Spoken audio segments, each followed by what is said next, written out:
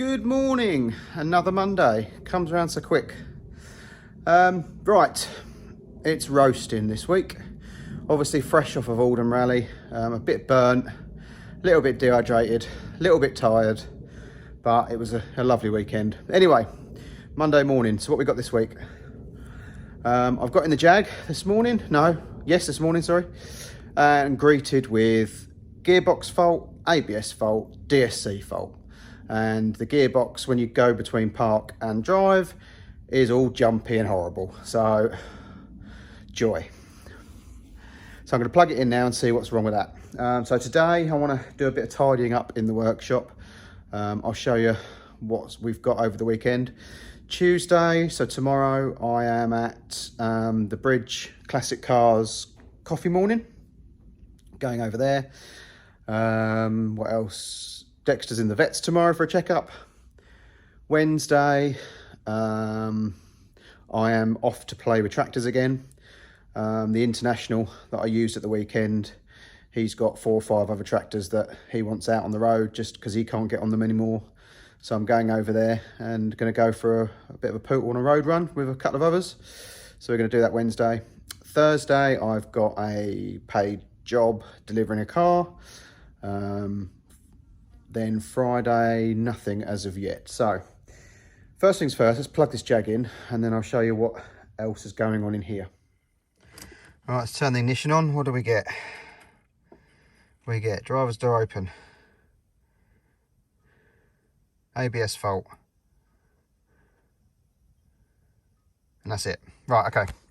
So the gearbox one isn't there at the moment. So let's see what Mr. Snap-on says. So, scanner. We are Jaguar.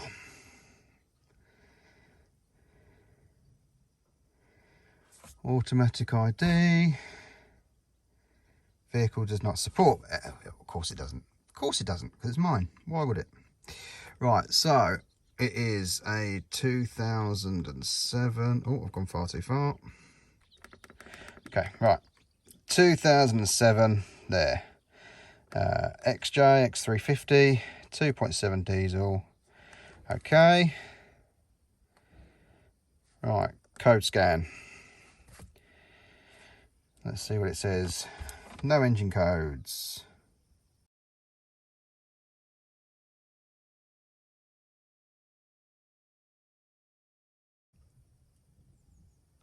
Right, so start looking at what we got. 11 systems detected, 4 gearbox codes, 1 anti-lock brake code, 1 BCM code, 1 HVAC code, 1 instrument pack. Right, transmission, output speed center circuit malfunction, incorrect gear ratio, gear 5 incorrect ratio, transmission control system range performance, combination of impossible substitute functions. God knows what that means. Right, so hang on. Screenshot that. Anti-lock brakes, right rear wheel speed sensor, mechanical failure. So I'm wondering whether this is all linked. I wonder whether the gearbox reads those as well. So right rear wheel sensor. Communications bus fault, whatever that means. Auxiliary heater, no start fault. That will be the Webasto. Instrument pack, auto lamp delay, circuit failure. Okay, so if I go back and clear all codes, make sure ignition is switched on, which it is. Right, codes cleared. Okay, so what I'm going to do is, you can't really see that. Let's see if it can focus on that. Yeah. So I turn ignition off, pull the key out, turn that on, ignition on. Does it bring anything up? Not at the moment. Right. Let's see if we can drive it and see what happens. Right, still nothing yet. Let's try and put it in gear. Ah, gears are all smooth. That's better. Right. Ah, they are. DSC not available. ABS fault. Right, so I think our problem is that ABS sensor. and that's probably sort of causing the gearbox to have a little misdemeanor, although it's not having a misdemeanor as we speak. So let's just park up and plug in again and see what happens. Right, yeah, the gearbox is fine this time. When I was selecting between drive and park, it was clunking. So let's get the code reader out again. Right, ignition on, code scan.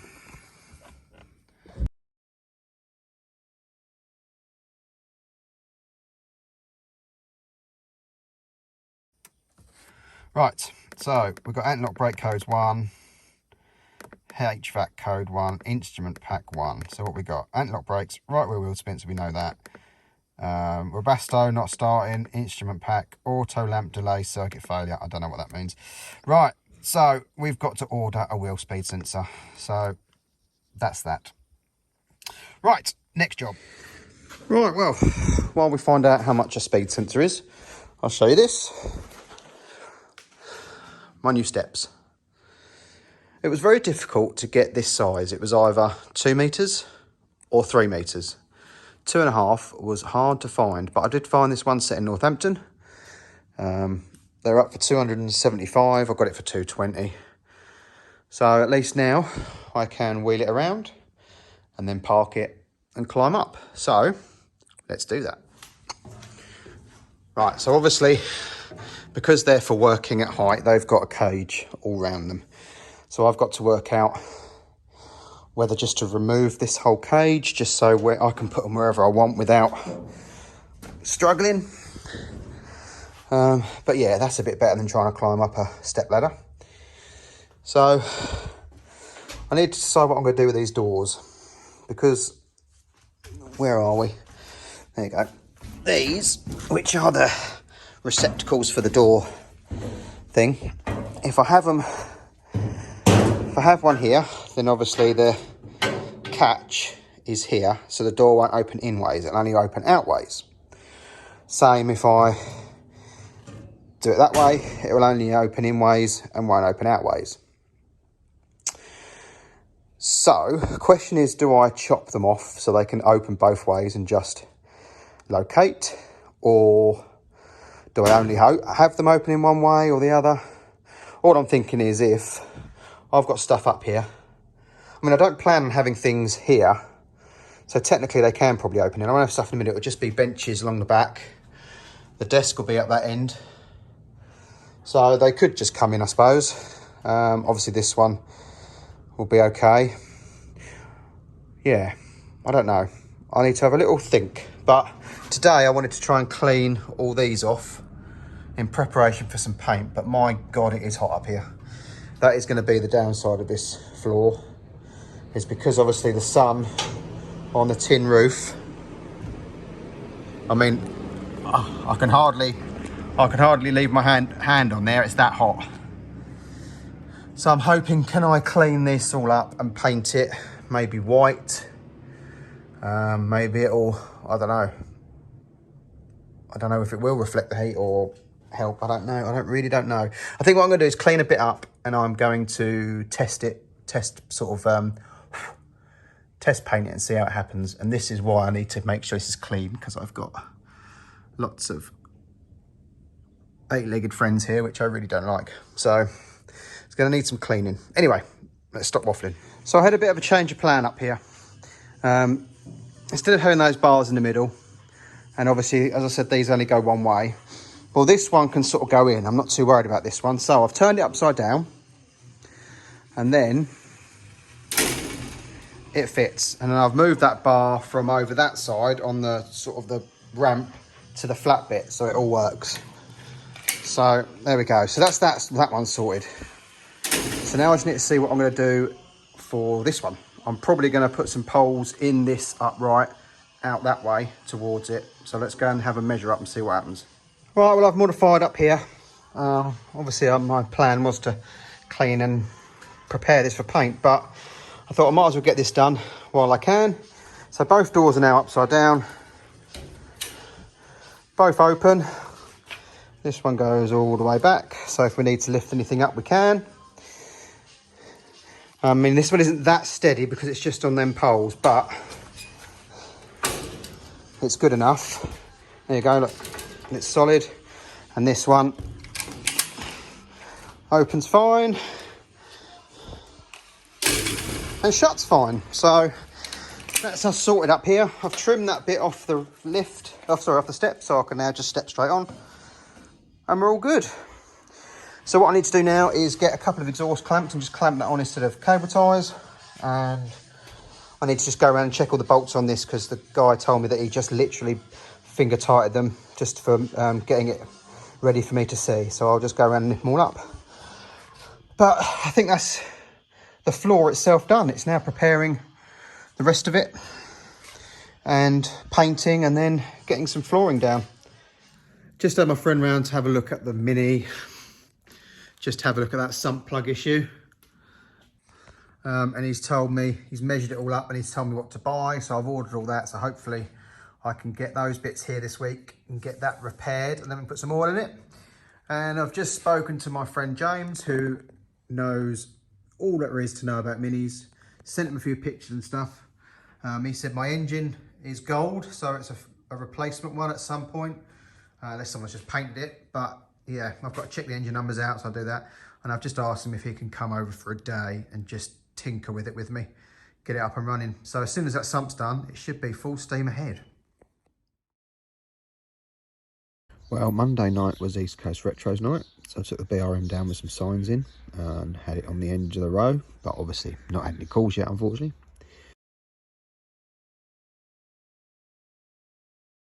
Then Tuesday was down to Bridge Classic Cars. As you can see here, they've got some nice gear in there for their cars and coffee morning. And then next day, Wednesday, was the tractor day.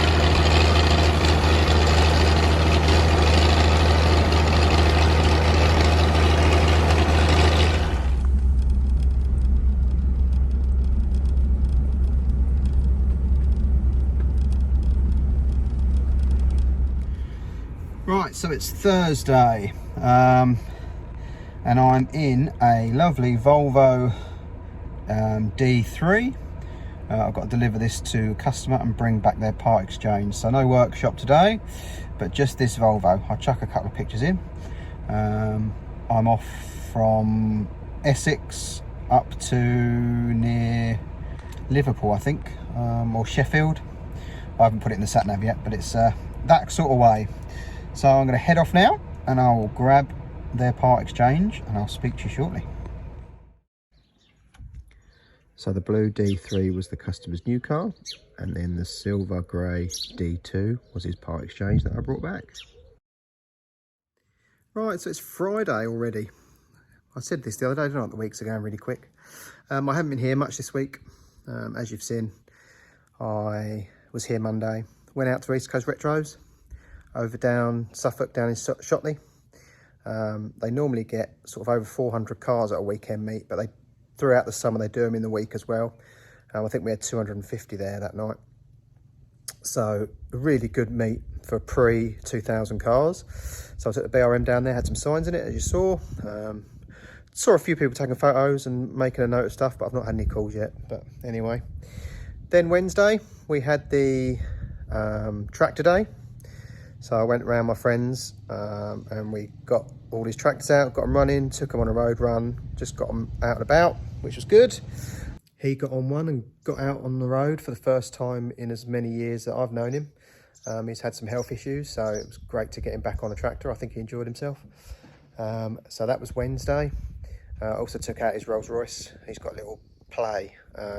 When you drive along, it pulls to the left, and it certainly does, so we need to investigate that. And then Thursday, as you saw, I had to deliver that Volvo V40 and collect the silver one, grey one, whatever it was. So that took up all of yesterday. So today we are back in the workshop. I've spent the morning having the Smart all valeted and cleaned up, ready to list for sale. I'd never really want to sell it, but it's quite a few quid's worth sat around doing nothing. It is my commute car. I do drive it backwards and forwards to the workshop and to dealers to go and deliver these cars, but it's something the Jag could do. The Jag's nearly as economical, believe it or not. This I get 50 out of, and the Jag I get 40 odd out of on a calm run, so it's not that much different, and it's a few quid I can have back in the bank, and then maybe I could put it towards another one and buy maybe a convertible one, diesel one, whatever. But I think it's time to move it on now. It's in good fettle, and then use something else for the time being, and maybe look out for a replacement. So that's what I've done this morning. Next job today, well, first job for today now I'm here, is to change that rear ABS sensor. It's come in stock, I've got it with me, so we'll quickly change that. So let's have a look. Right, well, the wheel's off the Jag, and here is the ABS sensor, just here. One little 8mm bolt, looks better than a plug, but I am just checking the reluctor ring in case it's cracked or anything, but I've put it in neutral. Oh, hang on, got the other torch on the thing. I've got it in neutral, and you can see the teeth down there, and I have rotated it and there's no broken teeth, so hopefully it's just the sensor. So I'm going to whip that out and change that now, and we'll plug it in. And just like that, the new one's in. I went round the I got the drive shaft spin and just got the wire brush on it just to clean the excess crap off. So let's chuck the wheel back on and see if we've still got the code. Right, well, the light was still on when I started the car, but as soon as I drove out the workshop, the light went off. So that sensor obviously done the trick. Well, next job then is drilling out this sump for the Mini. I've got all the bits here. I need to put my big boy pants on and give it a go.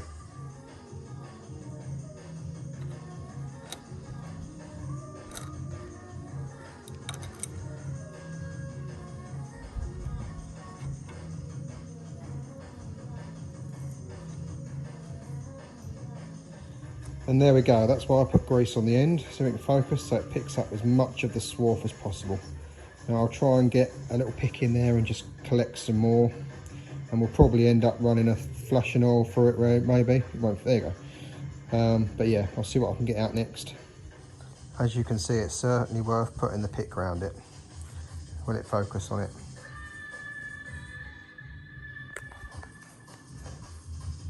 There you go. That's just by putting a bit of grease on the end of the pick and wiggle it around the inside, and that's how much we get out. And there it is in. Oh, it is in, it's tight. It's got a special washer on it. I can't remember what they were called, but it's what Mikey told me to order. And that is a Fiat sump plug now. So it's now an M18 by 1.5. And it looks very, very well seated. So I think that's a win. So we need to put some oil in it and see whether it leaks.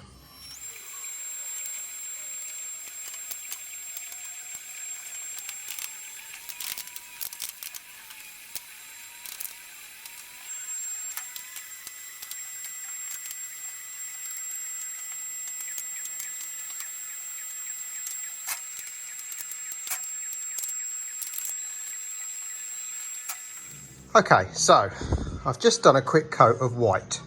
Now you can't really tell the difference looking at it. Can you see the colour difference? I suppose you might be able to, but I didn't think it would work.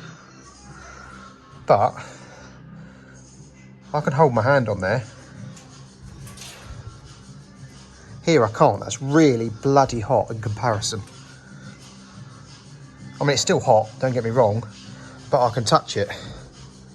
This I can't hold my hand on. So I'm wondering whether that is the way forward, is to paint it white. As I say, you can't really tell the difference, but it only had one coat on it. Wow. So I wonder whether that is the way forward. We'll get some more white paint and we'll give it a go. So anyway, it's Friday afternoon. I'm done. So have a fantastic weekend all. And I'll see you next week at the workshop.